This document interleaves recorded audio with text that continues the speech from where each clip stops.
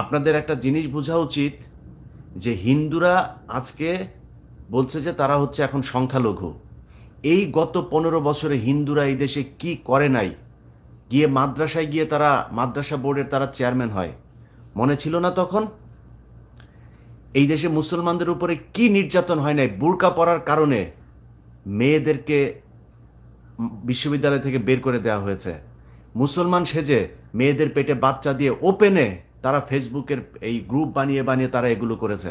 এগুলো নিয়ে আমার প্রোগ্রামও করা আছে, একদম সুস্পষ্টভাবে তাদের যেই আপনার কি বলে ফেসবুক গ্রুপ, সেই ফেসবুক গ্রুপের মধ্যে সুস্পষ্টভাবে সেইখানে দেখানো হয়েছে যে কিভাবে তারা এই গ্রুপগুলো তৈরি করছে, কিভাবে বিভিন্ন মেয়েদেরকে টার্গেট করছে, কিভাবে সেই মেয়েদের সাথে শারীরিক সম্পর্ক করে বিয়ে করে বাচ্চা দিয়ে তারপর চলে যাচ্ছে।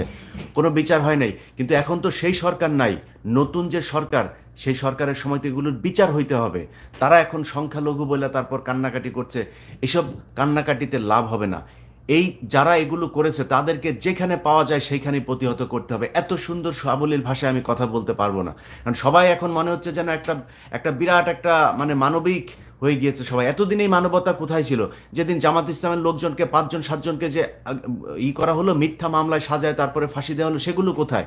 111-এ যখন এই দেশে সরকার আসে, তখন ফালুর বাসায় এটা পাওয়া গিয়েছে, অমুক নেতার বাসায় এটা পাওয়া গিয়েছে, তারেক রহমান এই করেছে, হাওয়া ভবন এই করেছে, এসব নিয়ে দিনের সকাল থেকে রাত পর্যন্ত নিউজ দেখতাম। এখন সেই নিউজ কোথায়?